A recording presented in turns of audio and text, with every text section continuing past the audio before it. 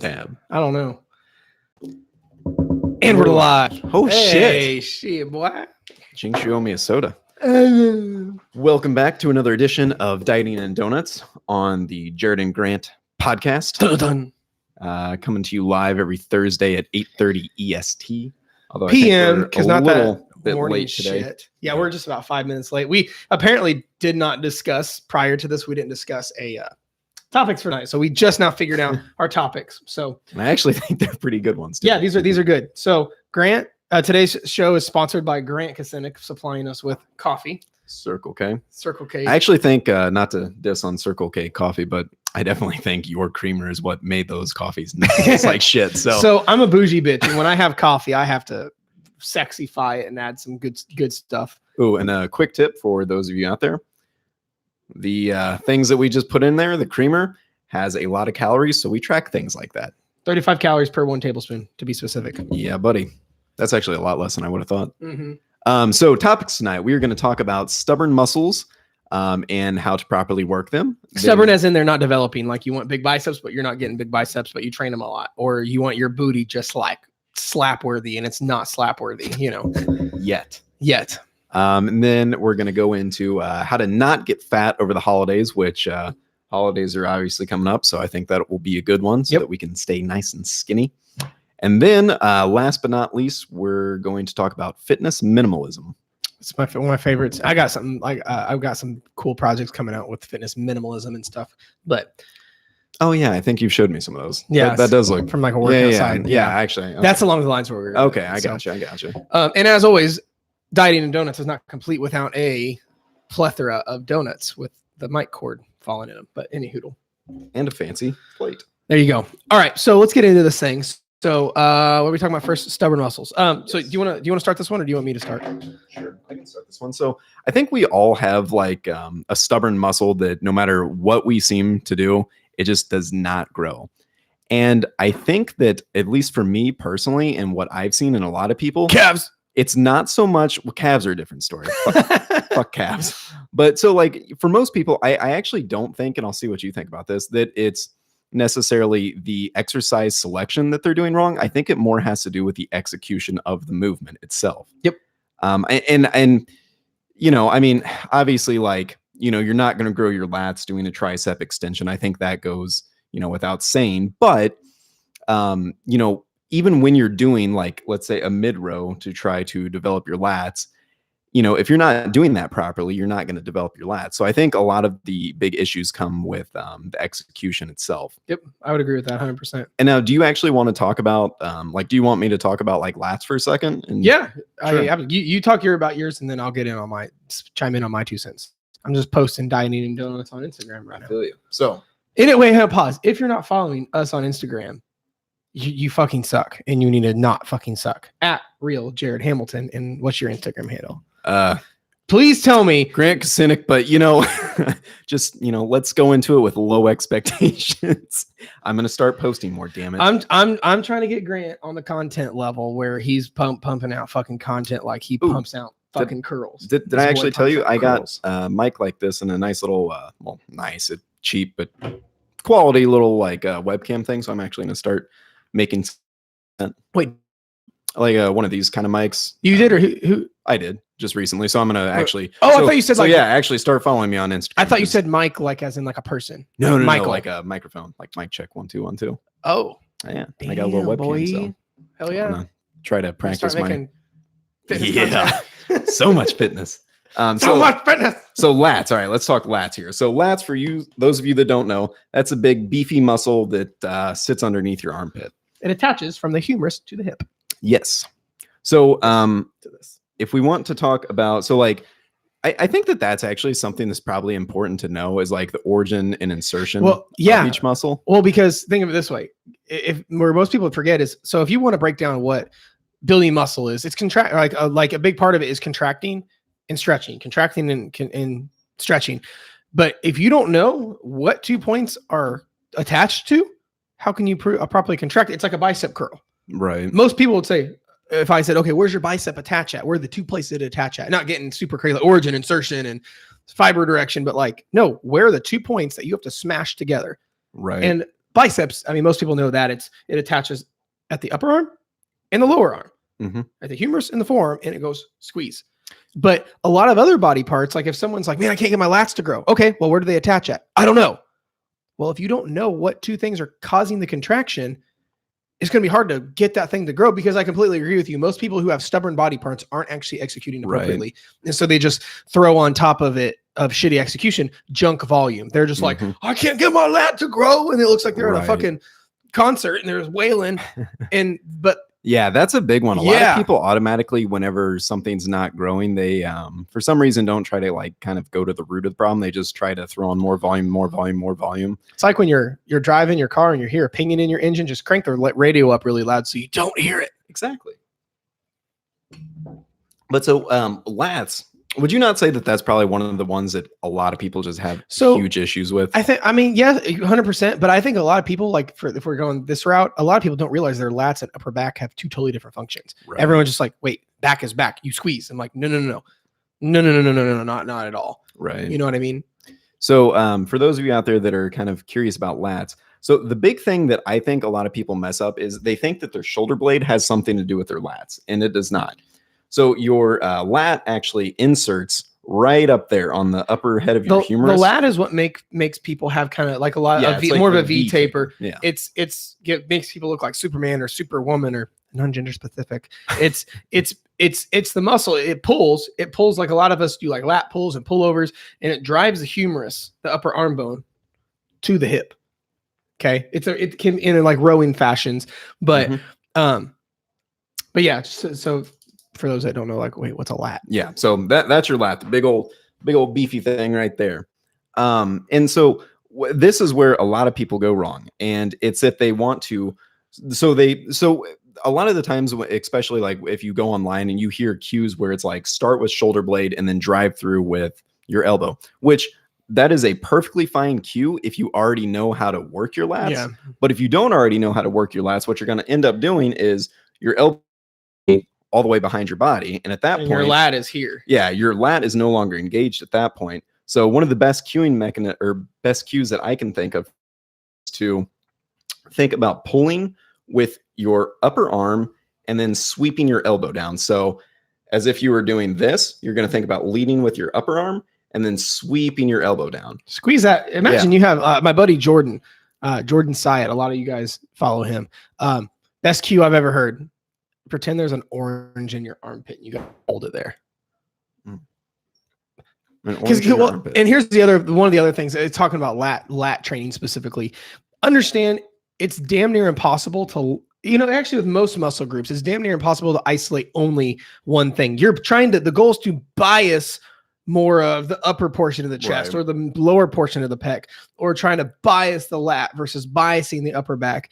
But a lot of people think you're going to totally isolate it. But like as a whole, it's going to be extremely difficult for me to isolate only my scapula or isolate only my humerus versus like, no, just squeeze your whole shoulder girdle down, and a lot of people get that a little bit too much. But at the end of the day, if you have a struggling body part, this could go for anything: lats, back delts, calves, hamstrings, quads, all this other stuff. Most people just do the movement wrong. And I think a lot of people get really specific and they're like, oh no, my outer sweep in my quad or my inner head in my tricep or my whatever. A lot of this stuff is most people just don't have the muscle as a whole bigger.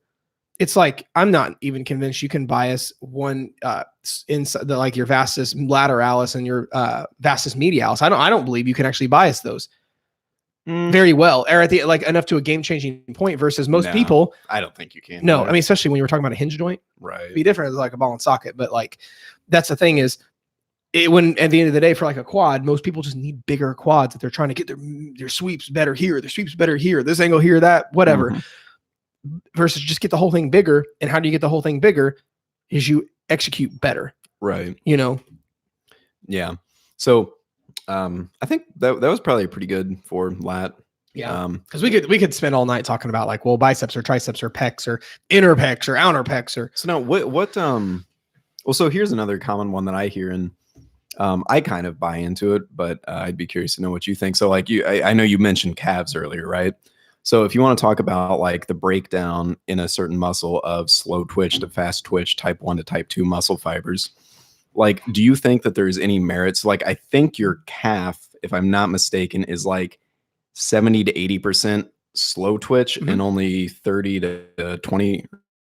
Yeah, 30 to 20% fast twitch. So do you think that there's merit? Because I personally do in increasing volume, not saying that you should like bias your training based on like, or I'm sorry, like rep ranges. So instead of doing like, super heavy, you obviously should do that too, to, also develop your, slow twitch. I agree. But so do you think that there's a lot of merit in like looking at muscle fiber types and then kind of building your program around that? I do, but I also think like it's not one of those things where you just like cut it off completely. Because like in terms of, let's say optimal hypertrophy is 8 to 12, whatever, like the stereotypical by the book hyper. But if like, let's say something's mostly fast twitch or mostly slow twitch, I think there's merit to say, oh no, let's train a lot of it. It's fiber type, but that doesn't mean throw out the other fiber type. Right. So then would you say like, so let's just use I think it is like 80-20 for your calves, fast to slow. So would you say then like in your calf training, would you personally recommend that at least 80% of your calf, exercises should be, higher in the rep ranges, and then 20%, like, do you try to like match that necessarily? It depends. Because I used to, and I don't really know if I, saw a big deal in like, well, I mean, I think a lot of it is super contextual. So let's say for the past 16 weeks, you've been doing that. I think you'd see crazy amounts of growth if you instantly went the other direction, right? From like a stimulus side versus like saying, okay, I'm going to stick to this stimulus for a while. And then after, let's say 4, 6, 8 weeks, or depending when your body starts to plateau or whatever, flip stimuluses. I think there's a lot of merit to that. So, but like other professionals I study and learn from, like a lot of them will talk about, like whatever body parts can just handle a shit ton of volume or a shit ton of reps, which I think that comes down to also what the fiber types are, Yeah, because I mean, generally speaking, the things that people say or suggest, you just beat the shit out of, so to speak, or you just got to be, it's such a double-edged sword, man. You just got to be careful with that, because otherwise I think volume is one of the most overused things ever. People put way too much volume, or at least too much volume all the time, or at least they should cycle it. Right. Like let's say they go through a period of 4 weeks of just crazy ass fucking volume, and then dial 2 weeks where you're like 1 to 2 active sets. And then I'll see people following like 10 sets, 10 by like fucking 10 by 10s. And I'm like, have you ever done those before? Yeah, and it fucking sucks. But like, if you're sore for a week, like that's not good. I got a guy right now, one of the dudes that I coach in person right now, his chart from Monday. Really? Yeah. And so mental check note, we're not doing that to that extreme ever again. Yeah. Just because like it's good working, but a little bit too far. Oh, and also I think that this is probably a good thing to talk about, you saying that with stubborn muscles and how to get them to work. Just because you have a muscle that's not sore doesn't mean that you didn't. Shit. Yeah. So like, I know a lot of people that, they've been in the gym for a while, and, like suddenly every time they do, like triceps in the routine, they just don't get sore anymore. So they're like, fuck, man, I'm not getting sore anymore. I'm not doing shit right anymore. So then like, they either, just crazy up the volume, do it like ridiculously heavy, and then they end up hurting themselves. Yeah. But yeah, so that's a big thing. Like, you don't have to be sore to know that you're working. Right. So I think at the end of the day, when it comes to stubborn muscles, and I'd be curious your like 2 cents on this, like to wrap this question up, is mine would be execution first and foremost, like perfect execution, but also utilize more, the word escaped me, frequency. Yeah. Frequency is literally the most underutilized thing in the strength training and muscle building world. It's like, you want to get better at squat as many times a week as you can under proper recovery. If you want to, your biceps, if they're lagging and you want your biceps to get bigger, do bicep curls as many times a week as you can handle under proper recovery. Now, is that every day? No. Is that 5 days a week? Probably not. Is that 4 days a week? More than likely, no. But could you maybe get away with lower volume, but let's say doing a body part 2 to 3 days a week with a proper volume to frequency and recovery ratio? Yeah. And you're probably going to optimize your stuff. Right. So, yeah. I mean, I would say that, for me, I think that so like if anyone out there, like I would say just kind of go back to your roots. I would find 3 exercises that you like. So like let's say you want to get bigger lats. So you find exercises and study the shit out of them and make sure that you understand when you're doing this why that works with your lat.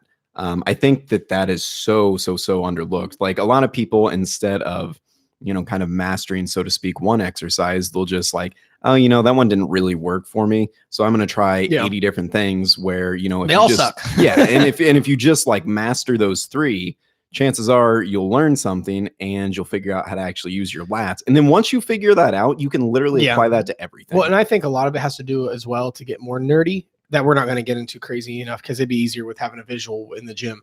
Maybe we'll do another piece of content on it. But getting into strength curves, most people that I've found who aren't getting stubborn body parts that they're having issues with to grow, they're not utilizing all 3 parts of the strength curve. They either have all shortened dominant range exercises or all lengthened range, but they don't hit shortened, lengthened, and mediate or in the middle. Yeah. But that's for another time. We should actually write that down and use that at some point, because I think, well, that would it'd be hard to do it here. We would yeah. need like a visual. Maybe if we do like a special rendition of dieting and donuts in the gym. Leave a comment if you guys ever want us to do something like that. I actually think that's a pretty good idea. I think so too. We might do like a big combo piece of content where we like may not be live. It may be like just a separate piece and then upload it later. Yeah, I like that. So I think that'd be a good idea. All right, next, how to not get fat over the holidays. You have such like girly, delicate handwriting. No, I have readable handwriting. My handwriting looks like a fucking doctor. Your handwriting, that means it's atrocious. You want to know the reason why I wrote those down? Because last time you wrote the shit down on there, I couldn't read what you wrote. Let's see. Stubborn. I see STT bond. There's one T, you dumbass. Look. No. I mean, like that looks like a T. That looks like a T. That's an S. Whatever. Anyway. I mean, yeah. Hey, I'm just saying I focus my skills on things other than writing. Yeah. But I don't know. That just looks like a woman's handwriting. It's very readable though. Anywho, at least like the one thing that gets me with like getting on a weird tangent, like when I'll see someone they'll like, at least you're consistent with like your capitalizations and your lowercase. Yeah, and you'll get people that'll just they'll do this. They'll do like if I write have not, they'll go and then like a uppercase, but yeah. Have like capital H, capital A, lowercase v, capital E, or like a little e. That's a terrible. Drives me fucking crazy. I can't stand it. I'm like, pick one or the other. Yeah, so I do not care for that whatsoever. Yeah. All right. How to not get fat over the holidays. How do you not get fat over the holidays? So, Jared, how many days are holidays? So let's talk about this worst case scenario. You've got, we'll start. Forget Halloween. We'll do you want to forget Halloween or count it? Nah, it's candy. Count it. Okay, we got Halloween, Thanksgiving, Christmas, New Year's. So, but then let's say we have 4. But let's just say they all have their 3 eves. birthdays too. Whose? We got whose birthdays? Random people. Oh, well, let's just hypothetically say we'll leave it at the holidays. But then let's talk about either the eves of the holiday, because usually there's festivities, or the aftershock, because we all know Thanksgiving does not end on Thursday. No. You eat that shit for like 3 days. Yeah. So let's just say your 4 days turn into 8. 8 days. So here's the thing you have to understand. Actually, more specifically, I would almost argue, we'll just say 8 days. The problem is most people don't just enjoy the holidays, whatever day that is, whatever you celebrate, and then get back on track. The reason most people get fat over the holidays and gain weight and lose progress is because they decide to take their foot off the gas on everything, and they eat like an asshole, and not on Thanksgiving, Halloween, Christmas, New Year's, or the random days in between. Right. They eat like an asshole starting on Halloween and then until the next for the next 3 months. Oh, so you took that a bit further than I would say. Well, what would that be? More 2 months? Yeah, we'll see. Like no, 2.5 months. No, you're no, from Halloween till Halloween. Let's say Halloween night till through Thanksgiving, through Christmas, through January 1, the New Year, celebrating. So that's a solid almost 3 months, 90 whole days of eating like an asshole. Right. Versus if 3, 4, 5, 8 times, you would have been fine. Right. Because that's the thing is a lot of people also, they have the mentality, I feel, that instead of like all or nothing. If they can't check, let's say we have 5 fitness boxes. Let's say we have nutrition, training, water, sleep, and yeah, we'll leave it at those 4. And if you can't check every box, most people say, fuck the boxes. Versus like, let's say you're going to go to Thanksgiving dinner, just dinner. That's one box. Let's say you're not going to be able to check. That doesn't mean you can't get your water intake in. You can't hit your training that morning before and can't get your sleep properly the night before that night. Right. Whereas like most people, if they can't be 100%, they'll be 0% versus like 70% is still fucking awesome. Mm-hmm. You know, I think that's where a lot of people go wrong is they like, you know, they're like, oh, the holidays are busy. I can't work out. It's like, no, you got like 5 days in the next 3 months you can't work out. Yep. Yeah. You know. Yeah, and I don't know. It's one of those things too where, you know, I'm sure you guys have heard us say this 1.5 million times on here. 1 day is not going to make or break you. Ever. 2 days is not going to make or break you. 3, 4 out of a year, 10 days isn't going to make or break you. But it's whenever you use that one holiday that falls on a Wednesday, and then for the next week, you're just like, you know, I fucked up on the one day. So, you know, the next week it's fair game. And then we're going to get back on track. One of my favorite examples that really, I've thrown this example out there and it's resonated really well with a lot of people. I've gotten good feedback in there. Like I had never thought about it like that, is Friday through Sunday. Like I've been guilty plenty in my life of kicking my feet up, taking my foot off the brakes because of like a Friday, let's say going out with friends on Friday or going and getting donuts on a Friday night. Mm-hmm. And then like, oh, I'll just start back Monday. Friday through Sunday, Friday, Saturday, Sunday is 42% of your week. Mm-hmm. Like most people don't think it's that. Like right. imagine if like you made 42% less money. Yeah. Or all of a sudden 42% of your house got shut off. Or 40% of your food that you ate every day went away. Like, have you ever like that's a fuck ton. Like imagine if you were in jail 42% of the year. Like that's a lot. And a lot of people will be like, oh, it's just Friday through Sunday. It's like, no, that's 42% of the week. You know, what are you doing? Have you ever done the example where like if you look at, and this is where a lot of people go wrong too. So like your daily average caloric intake, you know, what does that really mean? It's just your day. Like you have to think about it in like the big picture, in the week span, in the month span. So if you think about it like this, so a lot of people are like, you know, Friday, Saturday, you know, those are only 2 days out of the week. You know, it doesn't really matter. But, you know, like let's say you eat consistent 2,000 every day, and then on 2 days you eat, you know, 7,000 to 8,000. Well, that raises your daily average 100%, man. To, you know, I math off the top of my head, probably like 3,000, 3,200, something like that. Dude, I had a girl one time message me on Instagram and she said, Jared, I eat 1,200 calories a day and can't lose weight. I said, what do your weekends look like? And she goes, oh, those are my cheat days. And I go, how many calories if you had to throw a number? She's like, maybe 10,000 each day, which is not hard to do if we're being completely honest. Between like donuts, Ben & Jerry's, alcohol, and Taco Bell drive-through, it's easy to smash that, you know.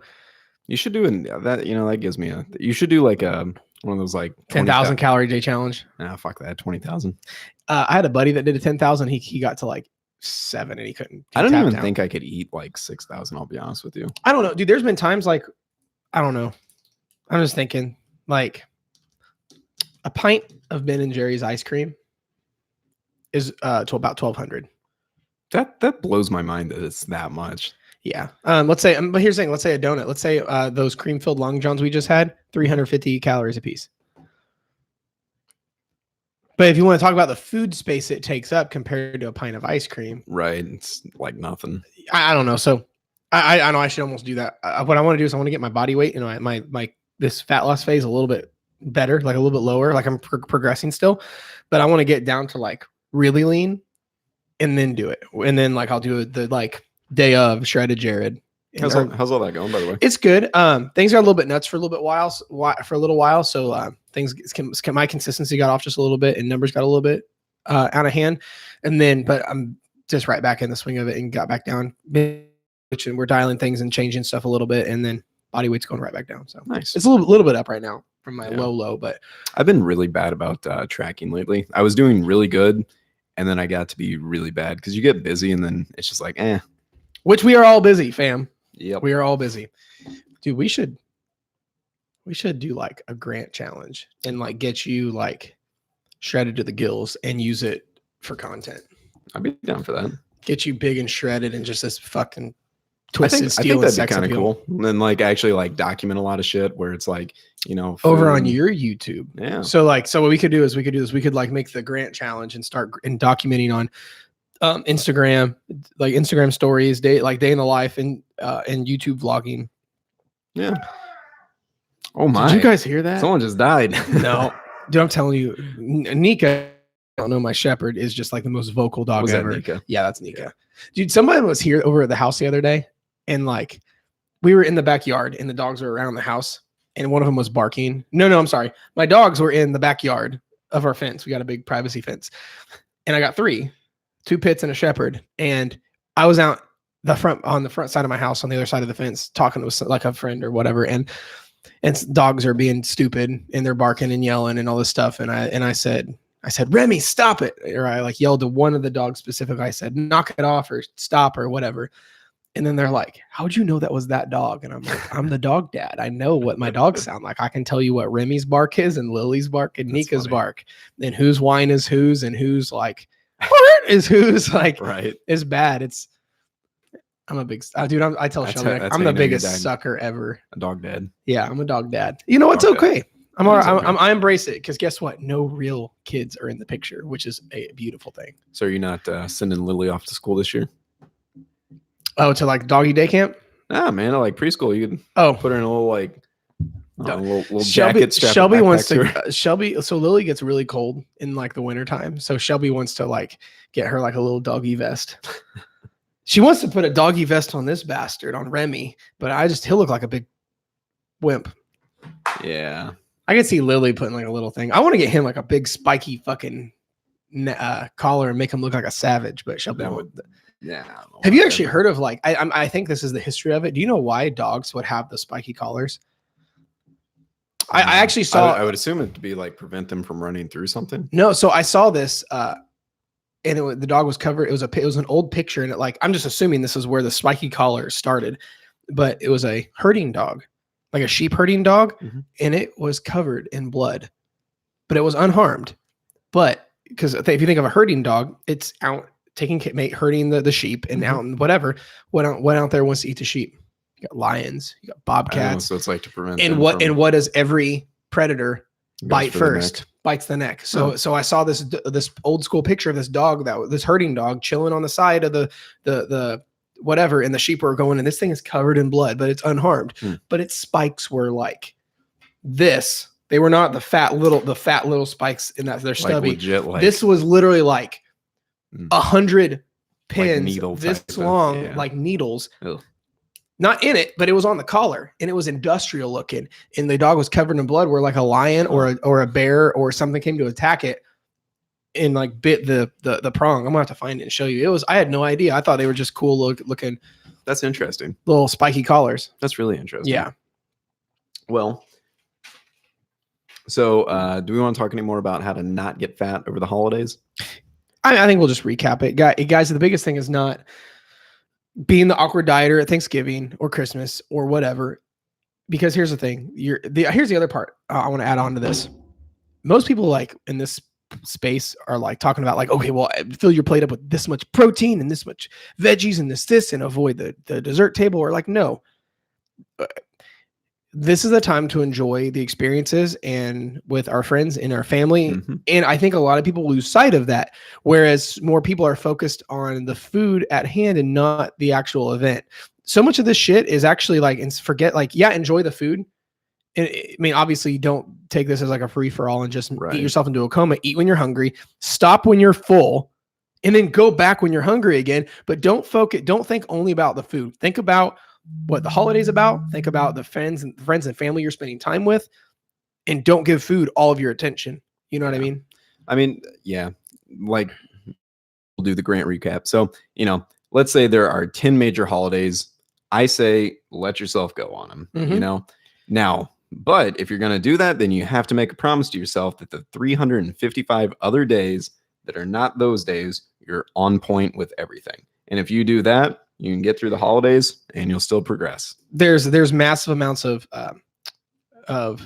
merit to bouncing back. Mm-hmm. Not, let's say Thanksgiving's on a Thursday. Don't eat like an asshole till Monday or till through Sunday. If Thanksgiving's on a Thursday, get back on track that fucking quick. So, all right, man. What's the next one? Fitness minimalism, and I'll. Oh shit! Is that not insane? Yeah. Could you imagine like a lion trying to go after that thing? Yeah, but if you think about it, that's genius. Like to put like if you've got an outdoor herding dog and you've got predators, right? Put lots of pointy things on the one thing the predator is going to attack. It's just insane. Dope. Yeah. All right. What are we talking about next? Just send out a good night text. We are talking about fitness minimalism, and I want to make sure I know exactly what you mean by that. So I'll let you take off on this one. All right, guys. So I've been talking a lot lately, and I've got some projects I'm working on that's getting ready to come out about fitness minimalism. Because a lot of people get this all in or all out mentality with fat loss and workouts and eating right versus like if you take a minimalist approach to this, it can fit a lot better because a maximum approach is not always good for a lot of people. So let me give you an example. Is my wallet on me? Actually, can I see your wallet? Mm-hmm. We've all seen these. This right here is a minimalist wallet. Grant and I both have one. This is Grant's entire wallet. I have one just like it. I used to carry the massive wallet that was a bit like the size of 2 cell phones, and it would hurt my hip. I would sit on it all day. It would stick out like crazy in my pocket, and I just didn't need it. I wanted a minimalist wallet where it had a very minimum vibe to it. It didn't take up a lot of space. It didn't cause me a lot of discomfort. So I got a minimalist wallet. It's the same reason Grant has one. Grant has sciatica issues, and both of our lives are spent in gym shorts and sweatpants. And like a lot of times having this fat, massive bi or trifold wallet is for our lives. So we both have minimalist wallets. So here's the thing. Most people view their, they see everyone else who has a maximum vibe to their workouts. They see a lot of these bodybuilders and fitness enthusiasts, then everyone on Instagram who are spending 2 hours a day in the gym, 7 days a week. They eat, sleep, and breathe fitness. They never have a donut. Never is a calorie that has gone without being counted. Everything is perfect in their life is eat, sleep, and breathe fitness. It has a very maximum approach. But the issue is most people's lifestyles aren't conducive for a maximum approach with fitness and fat loss and the goals they have. Same way our lifestyles aren't the most conducive for, as silly as it sounds, a traditional wallet because it just doesn't fit us as well. Same thing. Most people are busy. They have kids. Most parents have a lot of people when they have one job, maybe 2 jobs, and then they have mandatory overtime. Then they have 1 to 2 to 3 to 4 to 5 kids, and then every kid's in a different sport, and then they have to take this kid to baseball while they drop this one off for soccer, and then they got to take the girl to dance or the guy to dance, and they got to get home and cook the food. And I mean that is not very conducive for 2 hours a day in the gym, 7 days a week. No. Ketogenic diet while you're fasting, while you're going to a CrossFit class. Like that's the thing. Do you see what I mean? Like, don't get me wrong. This is one of the reasons I love coaching, because you and I can dive into these people's lives and literally sculpt a program around their lives where it's not a hard fit. A lot of people feel like their fitness and their fat loss and their nutrition and their workouts are like slamming a square peg into a round hole, versus it should be an intricate peg shoved into the perfect intricate hole. That sounded anyway. Yes. Anyway, you get what I'm saying. So I think people don't realize they can take a minimal approach to workouts. Like instead of 7 days a week in the gym for 2 hours a session, they literally could work out 2 to 3 days a week for 40 minutes and be done. They could just go from a shitty diet to a less shitty diet. They could go from eating a bottle of wine a night to a glass of wine a night. Like all these little minimalist approaches and have massive success. Okay. Yeah. So, all right. So I get what you're saying with the minimalist thing now. Yeah. I mean, what else? I'm curious. Someone else said that. They're like, what way are you taking this, Jared? Is there some other way that like, well, minimalist fitness. I mean, when I first heard that, my first thought was like home workout, like minimalist fitness is in like no gym type of stuff. Oh, I got you. Well, and sometimes that's the case. I know a lot. Like tonight, you sent one of your clients a minimalist workout that they had to do in a hospital. Yeah, you know, I got one of my guys. I'm getting ready to send. He's getting ready to go to Cancun and he's prepping for a marathon and keeping his shit in gear. So he's going to need workout there for like getting in the gym for 30 minutes and get out, which are going to be very minimalist workouts, you know? Yeah. So, yeah. Oh, absolutely. Yeah. No, I mean that, you know, that's the thing. Like, and I would almost argue that you don't have to, like, I don't necessarily think the minimalist approach is lesser by any means to, like, I think that you can have I think a lot of people view that though. Yeah, I think a lot of people do. Like, I think a lot of people think that I'm all in, all out. Because wouldn't you say that most people that are in the gym for like 2-3 hours a day, they fuck around a lot, like actual intensity, you know, working out. Maybe they put in an hour. I would agree, but dude, I probably of people literally beating themselves up for, you know, multiple hours. Yeah. Like, or like they'll, or let me put it this way, or they'll see other people that at least put the perception off they're doing that, and they feel obligated to do it too. Mm-hmm. Like like I was watching the Titan games.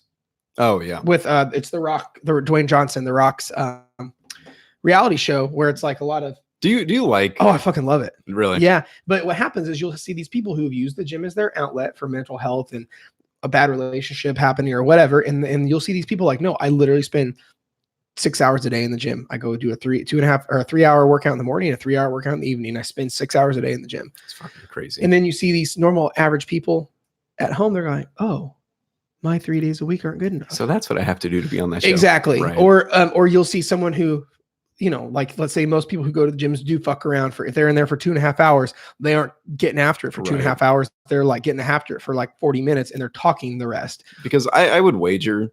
But they put off the perception to all their friends and family. They're like, oh, wow, man, Jared and Grant spend 3 hours a day in the gym. It doesn't mean it's fucking working out. And I would almost argue that. So like, if you're one of those people that's like, not to say that there aren't people that do like the 3 hour thing, but I'll be honest with you. If you are training like you're supposed to, pushing yourself, you know, like you should be, I would almost argue that there is no fucking way you're in the gym for 3 to 4 hours. You know what I mean? Like something has to be wrong. Unless you're taking like 20-minute rest. You're doing like 10 sets and like 20-minute rest in between. Right. Like if you're doing that, you're on like PEDs where you have the recovery and the stamina to be able to do that. But I mean, I think your average person, if you're in there for that long, I think you need to take a more minimalist approach and figure out what the fuck you're doing in there for that long, because I know that there is very few people out there that should be able to work out with that kind of intensity for that long. Well, let me say this too. So a lot of you guys listening might be in a situation where you just like enjoy being in the gym for a couple hours. Part of it's shooting the shit. Part of it's shooting the shit with your boys, and part of it's working out. Or even if you do like actually get after it for a couple hours, because I in my life where I would literally like, I still like doing that. Get after it for 2 hours.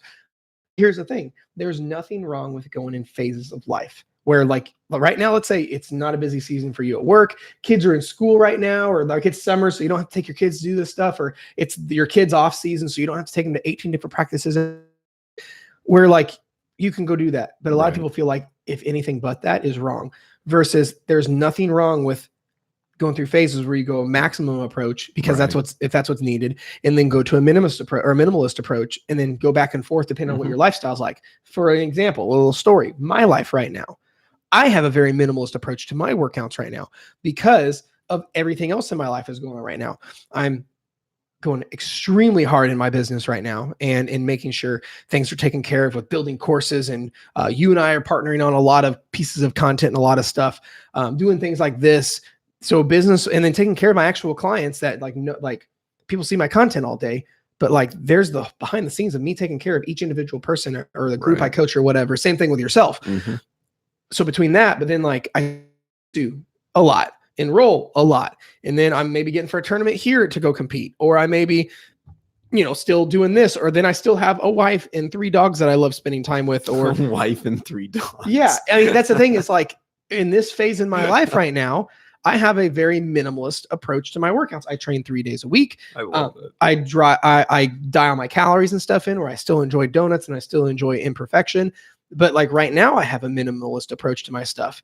But who knows? Let's say I quit doing jiu-jitsu as much and I want to really get bigger or get shredded or whatever the case is, or, you know, take jujitsu to another level. I'm thinking about competing more and doing all this other stuff, or starting to train more days per week doing that. Like a lot of it works in whatever phase of life you're doing. Right. I think that's where a lot of people get off, is they feel like either 2 hours a day, maximalist approach, or not at all. Right. Versus like, no, for these 8 weeks, or for, let's say, for the summer, while your schedule allows, you make bust balls.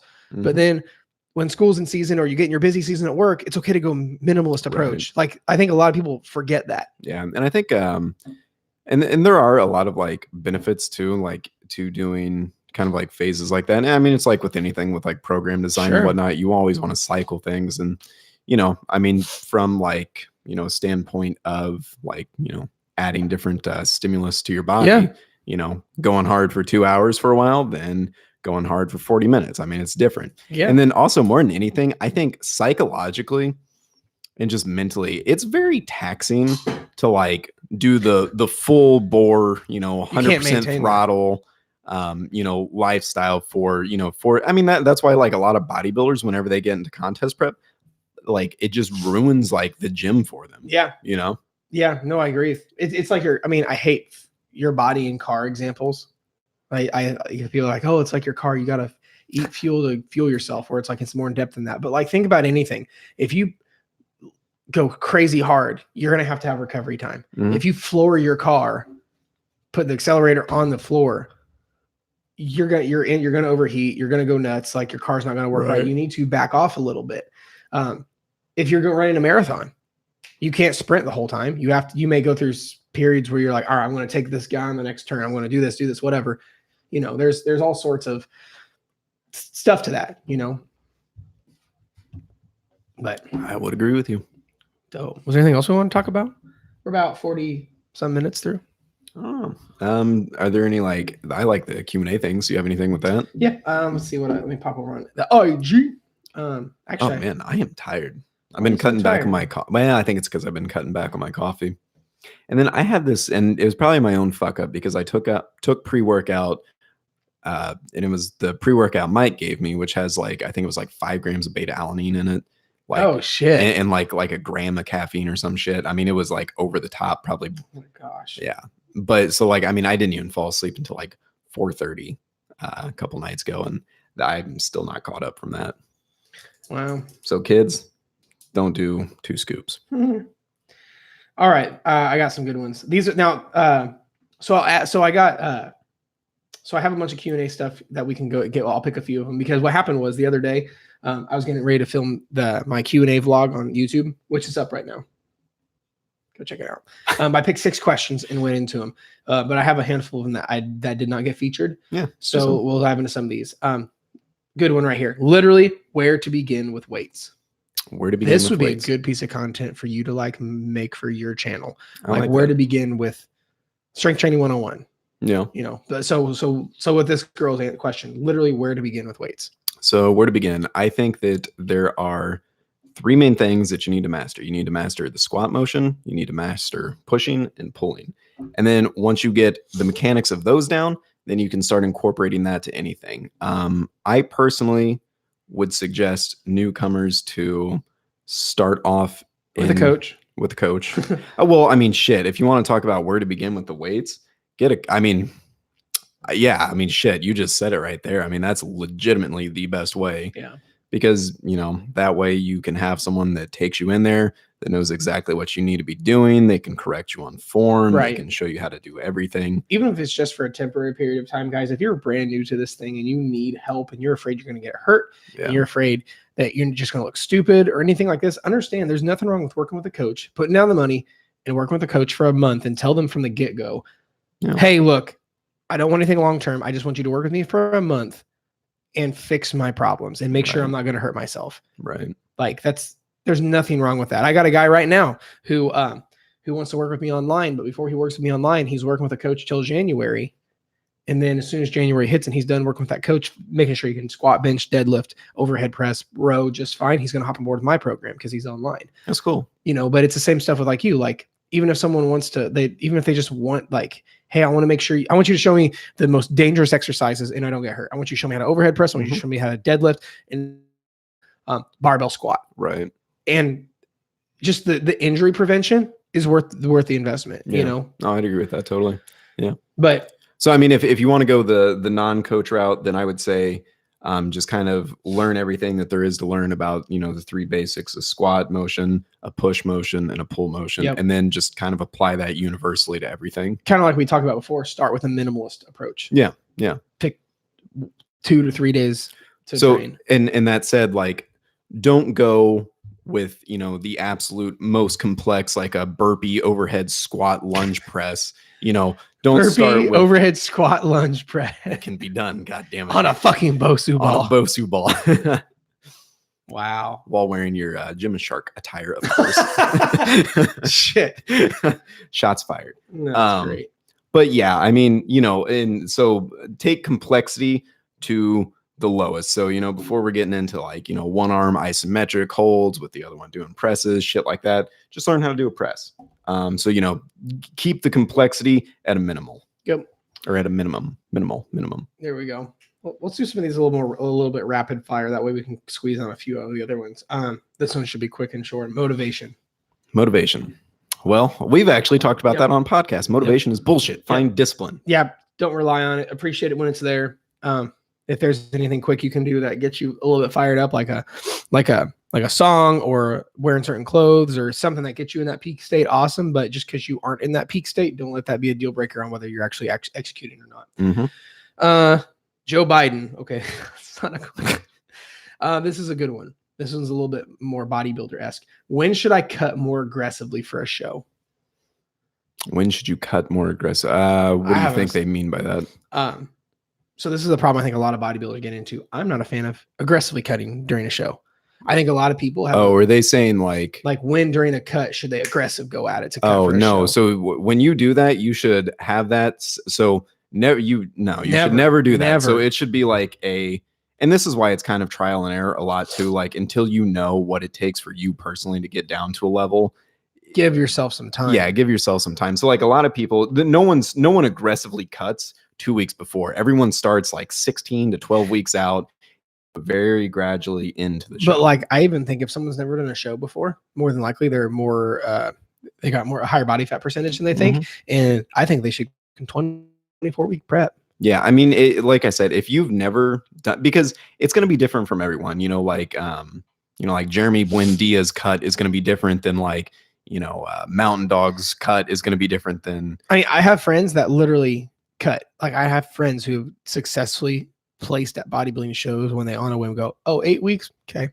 Yeah. Well, but I also know guys who have prepped for like Colin and I prepped for like 16 to 20 weeks and he could have gotten a little bit leaner if we're being honest. Yeah. Well, and something to think about too, like if you're at that stage where you are, you know, a bodybuilder trying to cut for a show, you never want the word aggressive cut is going to mean that you're going to lose a lot of the tissue that you probably worked years and years and years to put on. So, you know, you never want to do it like that either. Because, you know, the slower you do it, the less muscle wasting that's going to occur because, you know, it's unavoidable. You will lose some muscle during your cut.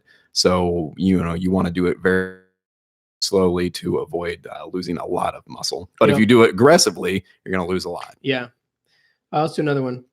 Meeting the issue this lady's having is she said is meeting vitamin and mineral while staying in a calorie deficit while eating food she likes.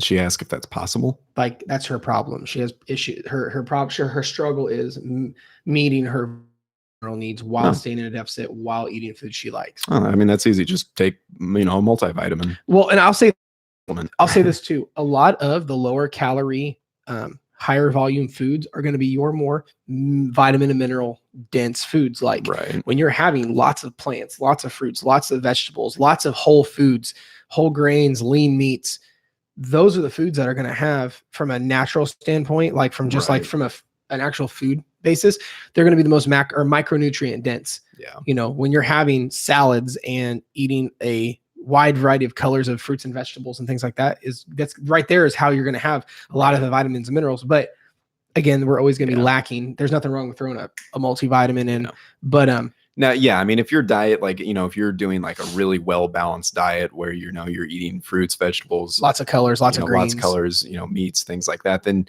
yeah, you don't need to, or you shouldn't need to, but like, if you're on the, turkey, rice, and then asparagus stalk, diet where that's all you're eating every day, then you probably need to supplement with quite a bit of stuff. Well, especially if she's saying her issue is staying in a deficit. Most of those things are not very calorie dense. Like you can eat like 3 pounds of watermelon for like 300 calories. If I had to take a guess, not that there's like anything wrong with it, but if I had to take a guess, she probably tries to fit like donuts and things like that in there. A little bit too much. Right. And then it could be hard. But, sure. And that's okay. And then in which case, just take a multivitamin. Yeah. Let's do one more. Let's do it. I answered some of these already on my thing, a couple of the different ones. So if you guys are watching that, chimed in on this Q&A from Instagram, and I didn't answer your question, it's probably in my video. Here's a good one. Grant, what's your opinion on refeeds? On refeeds? The concept of it as a tool. Oh, I mean, it's valid. Scientifically, it's sound. When and how? When and how would someone use a refeed? Well, so I mean, if you've been in a deficit for a very long time, if you're experiencing a plateau, that might be an indication that you need to do a refeed. So for those of you guys who don't know what a refeed is simply just adding some calories back, coming to a higher calorie intake. Right. A lot of times those is associated with a lot of carbohydrates, or higher carbohydrate intake. But no, I totally agree. If you've been dieting for a long time and you're just not feeling very good, energy's low, sleep is shit, sex drive is low, or you're just wanting to go, you have a crazy event happening and you don't want to be in a deficit and you're going to eat more, adding 500 calories back to come out of a deficit and eat maintenance, or even honestly a little bit of a surplus wouldn't hurt at that point. Yeah. So, and I think the important thing with that too is to never go like batshit crazy with it. Like never add back like 2,000 calories at once. That's a big no-no. Well, there's a big difference between a refeed and where people feel like they get out of jail for a day and then they're like, I'm going to do fucking everything. Cheat day, baby. Yeah. Yeah. No, I totally get it. So yeah, I think we had some good content here. All right, guys, thank you so much for tuning in today for tonight's rendition of Dieting and Donuts with Jared and Grant. Welcome back. Or this is I wonder what episode this is. We have to go back and look. It's probably like 5 or 6. Fuck, no, it's been way more than that. Has it? I don't know. Yeah. I have no sense of time. So we'll find out, and then next time it'll be episode blank with Jared and Grant. Truth. All right, guys, have a good night. Buenas noches.